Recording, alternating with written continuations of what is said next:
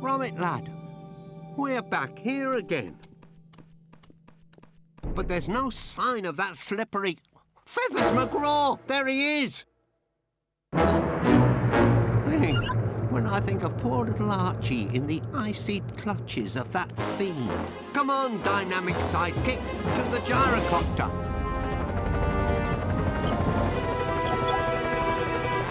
You'll not escape this time, you feathered bird brain, you'll see. Whoa, Gromit, pull up, do something, oh, ow! Gum up that overblown kettle, lad. Hello everyone, welcome back to Project Zoo. I'm dead. Yeah, this is a helicopter, another helicopter shit.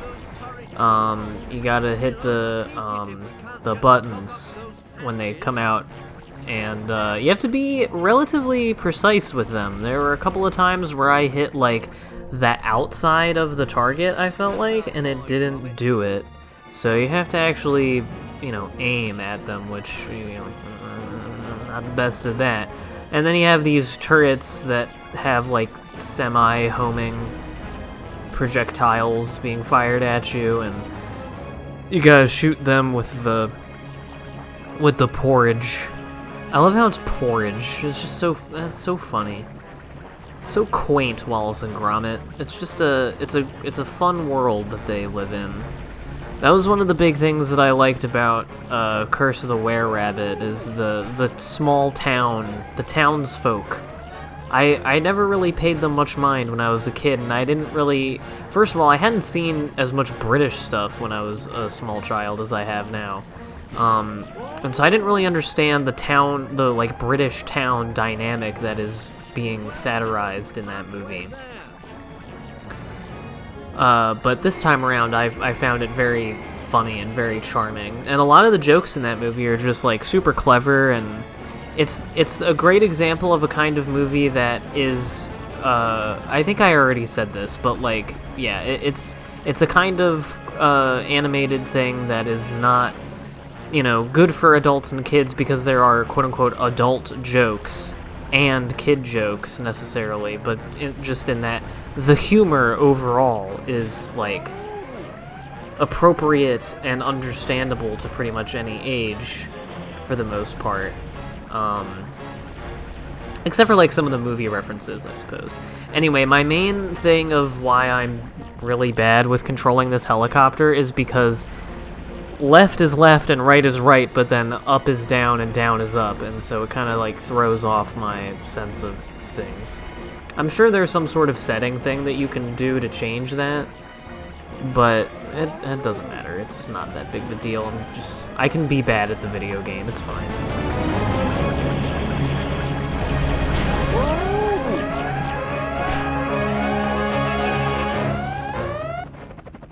We put a spanner in his works, all right, but I don't like the noise that the boiler's making. Notice Feathers, he's escaping. Hang on to your hand. Not the most relaxing bath I've had, and no time to loofah. Come on, lad. Where's that pesky penguin now? It's pandemonium in there. Oh, we'll have to rescue those little fellas. If we can get past Feathers' goons.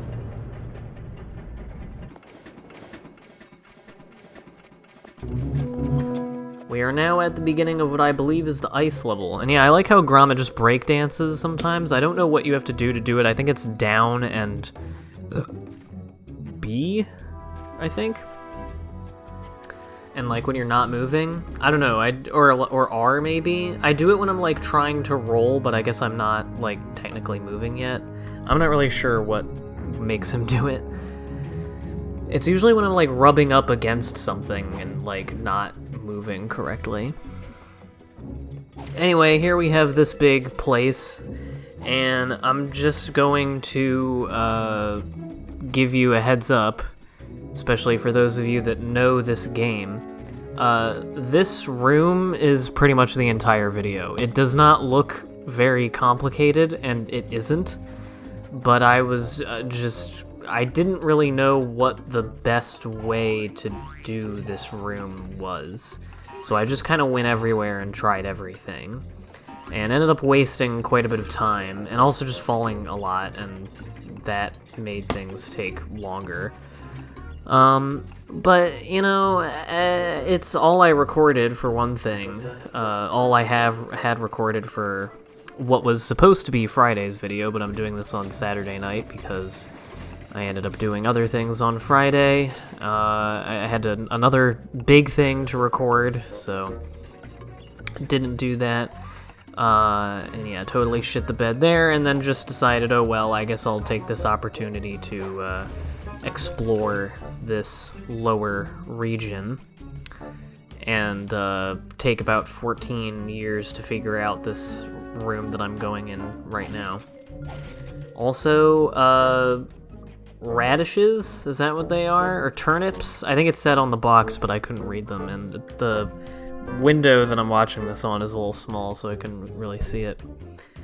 Anyway, yeah, I, for some reason, thought that the best way to go about this was to shoot at this from up on one of these things. But as far as I can tell, you cannot get up to that one over there from here. Or at least I don't know what you have to do to get up there, so... yeah, excuse the several minutes of dicking around that is going to be happening in this video. Hopefully, in the next one. Because I don't know how much of the world of this level is this one room here. I only managed to save one child, and I already forget what animal it is. I think it's polar bears, or panda bear. It's bears, I think. Yeah, panda bears. There's panda right fucking there. Yeah, I only get one of them, so I guess it's not very far. But I don't really care. I'm not like, in reality, this is like, if I had played this game before, this would probably be like a 12 or 13 part LP, and it's probably going to be a little bit more than that, and it's really just because I'm not trying to be overly, like, I don't know what word I'm looking for, but I'm not trying to, like, I'm not going out of my way to edit a lot of my, like, messing around and failures, because it's a blind LP, and, like, I'm just figuring out the game, and I don't really care. It's also a great excuse to be lazy and not edit the video as much as I probably could. And, you know, it's the weekend, you know? I think it's a perfect time for just some, you know, sitting back and chilling with Wombit and Gromit and me.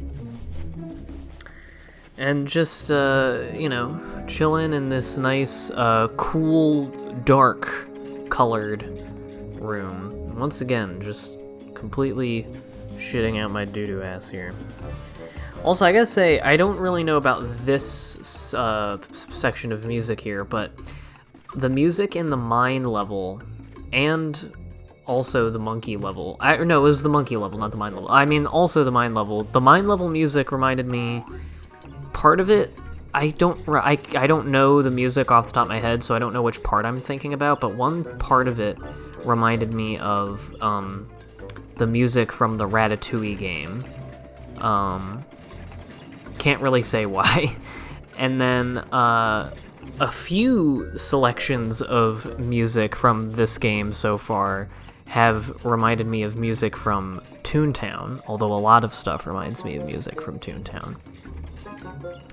They have sort of similar, you know, even the Wallace and Gromit theme, which plays on the title screen, sounds like something that could be in Toontown to me. Just sort of whimsical, cartoonish sort of thing, I suppose. And then I think it was either the mine level or the monkey level, I forget which one, but I think it was probably the mine level because it reminded me of What is the name of that level? It reminded me of the mine level in Banjo-Tooie. Glitter Gulch, is that what it's called? I haven't played Banjo-Tooie in a long time. That was a very good save by Gromit there. And later on, as you'll see, we're going to be sneaking past some zookeepers, which harkens me back to the Madagascar game, which again came out after this game. I keep forgetting that this game came out in 2003. So that's pretty cool. I think it's neat that there was a Wallace and Gromit video game before the movie came out. I wonder what the impetus was. I mean, I'm sure the movie came out in 2005 and took several years to make, so I'm sure that they knew that there was a movie coming out eventually. So I wonder if it was in anticipation of that, or if they were just like, well, I'm gonna make a fucking Wallace and Gromit game, like, kids like the stuff. Righto! I also just mentioned 2003, and it reminded me of earlier today I was thinking about kindergarten, which I finished kindergarten in 2003, in the spring of 2003.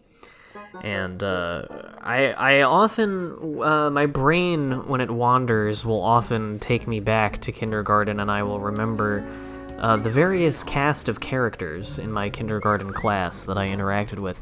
And I don't really remember what any of them look like. I love Punching Wallace, it's so fun. And I do not know what the deal is over here with these buttons and stuff.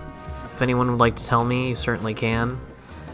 Figuring out, and by figuring out I mean having Custard tell me that the red button on the butt is how you beat those things, was a revelation. I have a feeling that you're supposed to lead this robot somewhere, because these things seem to just regenerate them. I don't know if you're supposed to get them to blow up the zookeeper or something, but that's what I tried here, and I ended up just bringing it over to Wallace, and not really accomplishing all that much.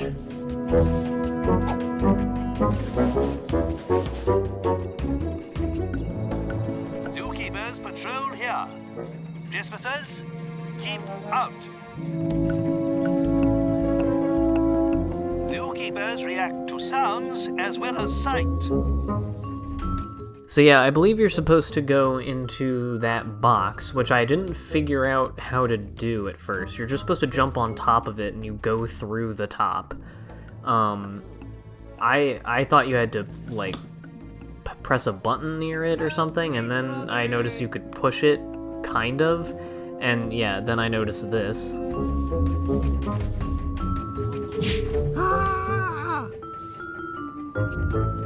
Wallace just getting shit on. So yeah, that was not it, and so I figured, well, I know I need to press at least one button in this maze, so I'm just gonna go from the top, and there's a coin down here, so I figured that kills two birds with one stone. And there is stuff up here, so I feel like you are in some way, like, meant to come up here to do at least part of this. But yeah, there are 3 buttons, and I think only 2 guards, and you gotta get the buttons to open the thing at the end of the maze, and then you can da-da-da-da-da. And I find it easier to just drop down and hit the buttons. You can get that, as you can see, I didn't show it because I'm an idiot, but I walked over with the box onto the first button, and I don't really know how it works. I think they stay pressed if you die, but sometimes they didn't. I don't really know. Because I got caught by the zookeepers and died several times, trust me. So yeah, I don't really know what the deal is, or like what the, you know, how the game expects you to do this part, or, you know, if you can just do whatever you want. But I mean, I did it, my method, like, I knew what I was trying to do, but I usually ended up just getting shot by the zookeepers. But again, it usually keeps the buttons pressed, so it doesn't really matter. So it's kind of a, like, stupid and time-consuming way of doing it, but even though I ended up cutting out a lot of it, and I can't imagine it's super interesting to watch if I were to keep it all in, I kind of liked doing this part where it's like, you know, I just think of like a kind of stupid way to go about doing this part, and so I try it, and you know, even if it's taking a while, I just decide like, well, I decided I'm gonna do it this way, so now I'm gonna fucking do it this way. And it's just, this is the kind of thing that I did back when I was a kid playing licensed games, when I had time to just like aimlessly dick around and try things in games rather than constantly being like, okay, well, I've spent more than 5 minutes thinking about like what I need to be doing here, and I still don't know, so time to look up a guide for the next 5 minutes of the game so that I don't have to, you know, spend any more time than is absolutely necessary playing this game, because I'm, you know, anxious about every second that I'm spending not doing something quote-unquote productive. And so it was nice to just go back to that child mindset. He's around here somewhere. But yeah, kindergarten. So I don't remember any other faces really, but I do remember there was a girl who ate Play-Doh a lot and threw up. That was gross. There's also a kid, I remember his name was Richard. Apologies if he sees this and I'm outing him, but as an asshole kid. But when he was 5 years old, he was an asshole. He would curse out kids and make them cry. We had this sick ass Playmobil castle. Yeah, see, like that time the button didn't stay pressed. I had to press it again. But then the other times that I died and went through here, the buttons that I pressed were pressed. So I don't fucking know. And I think the one over there that I pressed before was there. So yeah, I hid here thinking I would be good. But then, turns out if you get in this guy's path, this happens, and you can't really do anything about it, because if you move, he shoots you with his trumpet gun that has no hole on the end of it. TFW, gun have no hole. I also like Metabix. You can't hide for long, you know. Just wait till I get hold of that dog. You can't hide for long, you know. So what happens if I just kiss the control stick? Oh, that's what happens. Okay. So yeah, then you just drop down here. This one's kind of the easiest one to get. The only thing is that they keep moving during the cutscene, so you really gotta get out of here. I've been getting pretty nice with it, with that with the side flip, you know. It's an easy jump to pull off, but I like to use it because I don't always trust the normal jumps, you know, to get me where I need to go. So it's nice to just do a little flick of the wrist there. But yeah, we had this sick Playmobil castle in my kindergarten classroom that we always liked to play in, and Richard would always knock over the castle, and then yeah, just instantly got murked there. But doesn't matter. Just was waiting for this guy, and yeah, things stayed open, so you can pretty much just get shot and keep going. It's nice. And then drop on down. Get your goodies. Yeah, he was just a general menace. The Richard kid. I don't know. 2003 was a nice time for me. I was having a pretty good time then. 2003 is when I learned about 9/11. I didn't know that it happened when it happened. I was talking about this on a recent stream, and it's very weird to think about. I don't remember 9/11 at all. I don't think anybody told me what was going on the day, or I wasn't aware of it. But I only think that because I don't remember it. But I very well could just not remember it, and like they may have told me what was going on. I mean, I was only 4 years old, so it's not like I had any real concept of what any of that was. And even when I learned about it in 2003, it was not really explained to me.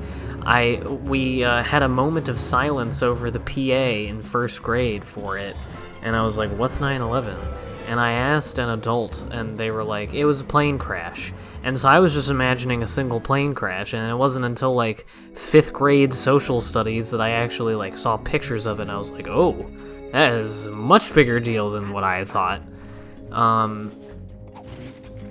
But it's just so weird, and it's also weird to think about how, for me and a lot of other people my age who were little babies on 9/11, 9/11 was probably, like, a pretty good day, all in all. Like, in terms of our lifetime, in terms of how much we were enjoying ourselves, I mean, I was 4 years old, I was chilling at home. Knowing me at that time, I was probably watching Thomas the Tank Engine, and I was having, compared to a lot of other days throughout my life, you know, days where I had to go to work or go to school or just generally do other things that I didn't enjoy doing, 9/11/01 might have been a really fucking good day in my life.